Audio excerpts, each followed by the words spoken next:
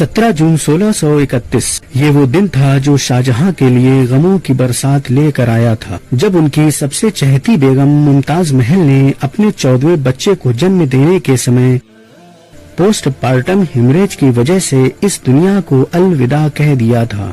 और मरते वक्त मुमताज महल ने अपनी आखिरी इच्छा के तौर पर शाहजहां से ये वादा लिया था कि उनके जाने के बाद उनकी याद में एक मकबरा बनाया जाए। बस अपनी बेगम की ख्वाहिश को पूरा करने के लिए शाहजहां ने ताजमहल का निर्माण शुरू कर दिया। हिंदुस्तान के शहर आगरा में मौजूद 42 एकड़ में फैला ये स्पेशल और खूबसूरत मकबरा पूरी दुनिया को अपनी ओर आकर्षित करता आ रहा है। दोस्तों, 400 साल पहले बने इस आर्किटेक्ट को उस वक्त के माहिर तरीन इंजीनियर्स ने इतनी कुशलता से बनाया था कि आज तक इस खूबसूरत इमारत का किसी और इमारत से मुकाबला नहीं किया जा सकता। और इस स्पेशल बिल्डिंग को 2007 में 7 वंडर्स 7 अजूबों में शामिल कर लिया गया था, जिसे देखने के लिए पूरी दुनिया से लाखों लोग आते रहते हैं। और ये ताजमहल पूरी दुनिया में अपनी खूबसूरती के कारण मशहूर है। दोस्तों, आज की वीडियो में आप जान सकेंगे कि ताजमहल का कंस्ट्रक्शन कैसे शुरू हुआ, ताजमहल बनाने में कितने माहिर तरीन इंजीनियर्स ने हिस्सा लिया और कितने मजदूरों ने कितने सालों तक इस शाहकार इमारत को बनाने में उस वक्त कितने रुपयों का खर्च आया था। इससे भी मजीद आप जान सकेंगे आज की वीडियो में। ताजमहल की कंस्ट्रक्शन जनवरी 1632 में शुरू हुई और 1654 में इसे कंप्लीट किया गया। शाहजहां ने अपनी पूरी सल्तनत से माहिर तरीन इंजीनियर्स, नक्काशी करने वाले कारीगर और माहिर पत्थर तराशने वाले कारीगर और इसके साथ साथ अप्रॉक्स 22,000 मजदूरों को इस स्पेशल प्रोजेक्ट में शामिल किया गया था।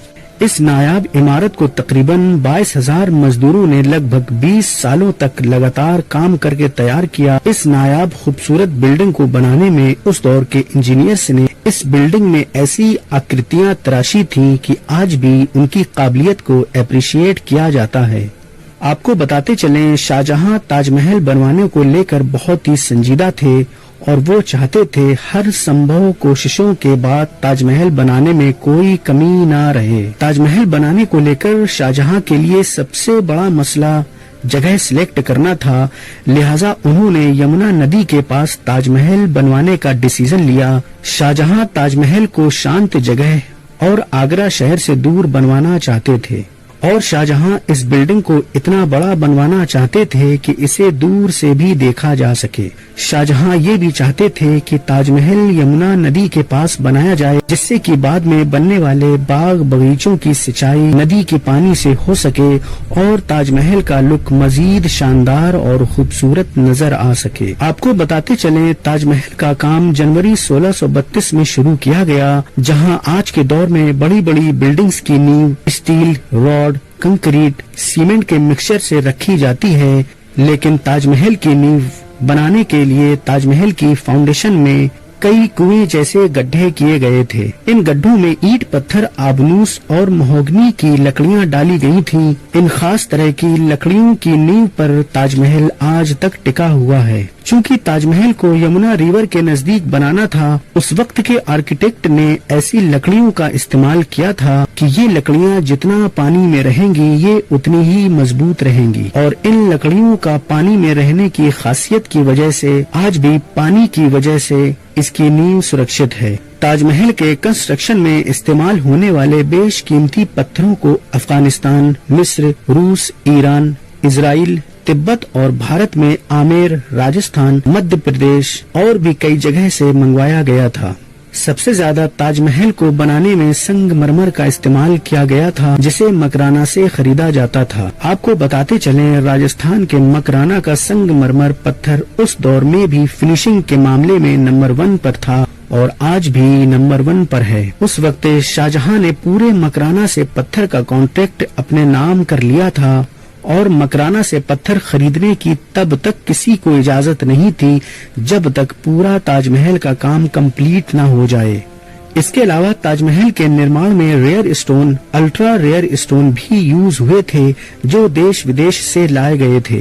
इन्हीं पत्थरों की वजह से ताजमहल मजीद खूबसूरत नजर आता है, जैसे कोरल बगदाद से, कॉर्नेलियन सूरत से, लापीज लाजुली अफगानिस्तान से, टाइगर आइज श्रीलंका से, ग्रीन जेड चाइना से, मिलाकाइट रशिया से, सम्मोग अरेबिया से। इन पत्थरों की डिजाइन और उनकी खासियत की वजह से जब रात में चांदनी की रोशनी पड़ती है तो ताजमहल चमक उठता है। इन पत्थरों में कुछ पत्थर ऐसे भी थे जो बहुत ही रेयर पाए जाते हैं, लेकिन फिर भी शाहजहां ने इन्हें अरेंज करवाया। दोस्तों, आपको बताते चलें, ताजमहल को बनाने में सीमेंट, कंक्रीट का इस्तेमाल बिल्कुल भी नहीं किया गया था, क्योंकि उस वक्त सीमेंट का इन्वेंशन नहीं हुआ था। उस वक्त के इंजीनियर से पत्थरों को चिपकाने के लिए खास तरह के घोल का इस्तेमाल करते थे, और आज भी जब कभी भी ताजमहल की रेनोवेशन होती है तो इसी घोल को इस्तेमाल किया जाता है। इस घोल का नाम सरूज बताया जाता है। इस घोल को गुड़, दाल, संगमरमर का पाउडर, गोंद, बेलगिरी का पानी, बतासा और भी कई चीजों से मिलाकर बनाया जाता था। आपको बताते चलें, उस वक्त के इंजीनियर्स ने ताजमहल की चारों मीनारों को स्ट्रेट नहीं बनाया था। उनको इस तरह से बनाया गया था कि चारों मीनारें देखने में तो सीधी लगे, लेकिन वो चारों मीनारें बाहर की ओर थोड़ा झुके हों।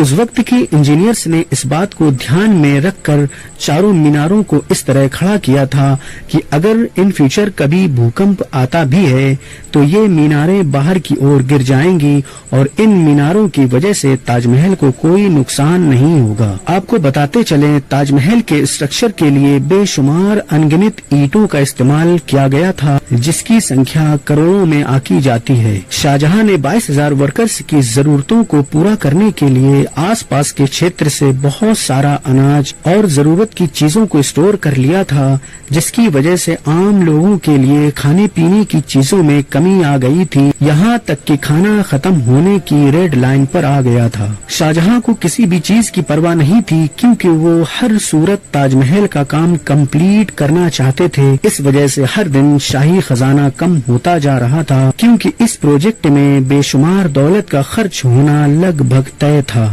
आपको बताते चलें, अगर आज के दौर में इस नायाब इमारत के कंस्ट्रक्शन में खर्च होने वाले रुपयों का आंकड़ा लगाया जाए तो ये लगभग 7 से 8,000 करोड़ तक के आंकड़े को छू सकती है। दोस्तों, क्या आप जानते हैं, ताजमहल का कलश शाहजहां ने सोने का बनवाया था, लेकिन 19वीं सदी की शुरुआत में सोने के कलश को हटाकर पीतल का कलश लगा दिया गया। दोस्तों, आज की वीडियो में बस इतना ही।